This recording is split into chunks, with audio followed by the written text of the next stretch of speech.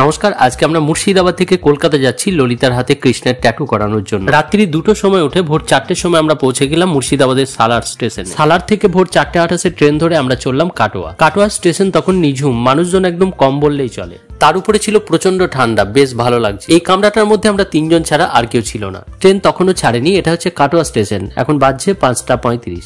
5:40 বাজতেই train ছেড়ে দেয়, আর ঠান্ডার পরিমাণও তত বাড়তে থাকে।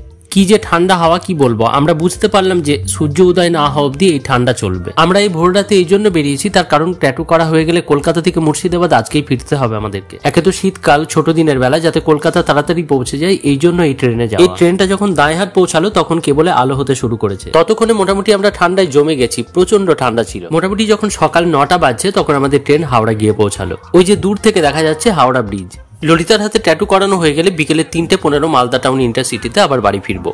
হাওড়া পৌঁছে গেছি। হাওড়া থেকে আমরা এবার শোভাবাজার যাব। যে ট্যাটু আর্টিস্ট ললিতার হাতে ট্যাটু করবে তাকে আগে থেকে বলা রয়েছে যে আমরা গেলেই যেন প্রথমে পেয়ে যাই। শোভাবাজারে পৌঁছে আমরা প্রথমে একটা নামকরা মিষ্টির দোকানে গেলাম কিছু খাবার জন্য। পুরি, কচুরি, সবজি, মিষ্টি এই ছিল খাবার। খাবারটা ছিল ভীষণ টেস্টি। এবার খাওয়া হয়ে গেলে আমরা গেলাম ট্যাটু স্টুডিওতে। এই ট্যাটু স্টুডিওতে গিয়ে আমাদের অতটা দেরি হয়নি, তার কারণ হচ্ছে আমরা কি দিয়ে ট্যাটু করাবো, কোন ডিজাইন দিয়ে ট্যাটু করাবো সেটা আগে থেকে আমরা রেডি করে গেছিলাম। ললিতার হাতে আজকে ভগবান কৃষ্ণের প্রতিচ্ছবি দিয়ে ট্যাটু করানো হবে। ট্যাটু আর্টিস্ট উনি এখন রং টং নিয়ে রেডি হচ্ছেন ট্যাটু করার জন্য।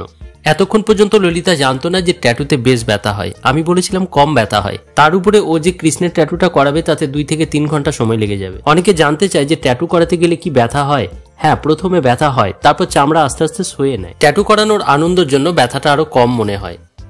আর ট্যাটু করাতে বসে যে কেউ চেয়ার ছেড়ে পালিয়েছে, অর্ধেক করাতে করাতে যে কেউ করায়নি, এরকমটাও শোনা যায়নি। ট্যাটু করানোর আগে কি কি বিষয় আপনার মাথায় রাখা উচিত, কোন কোন জিনিস ফলো করা উচিত, সেই জিনিসগুলো নিয়ে আমি একটা ভিডিও বানিয়েছি। সেই ভিডিওটা আমার চ্যানেলে রয়েছে, একবার দেখতে পারেন। এখন ললিতা হাসি মুখে ট্যাটু করানোর ব্যথা সহ্য করে যাচ্ছে। আর এই যে রিতেশ রাত 2টোর সময় উঠে এখন কলকাতা এসে মায়ের ট্যাটু করা দেখছে।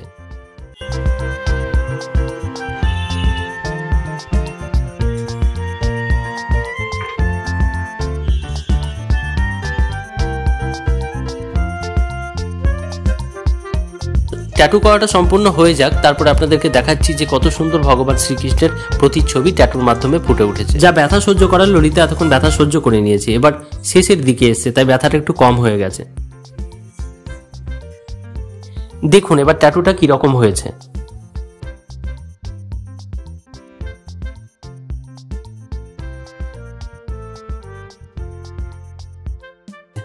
এই ট্যাটু আর্টিস্টের কাজ আমাদের 3 জনের ভীষণ পছন্দ হয়েছে।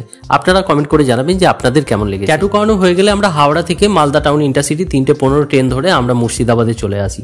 তো এই ভিডিওটা এই পর্যন্তই। আপনাদের অনেক ধন্যবাদ ভিডিওটা দেখার জন্য। যদি এই ভিডিওটা আপনাদের ভালো লেগে থাকে তাহলে লাইক, শেয়ার, কমেন্ট করবেন এবং এই চ্যানেলটাকে সাবস্ক্রাইব করতে একদম ভুলবেন না।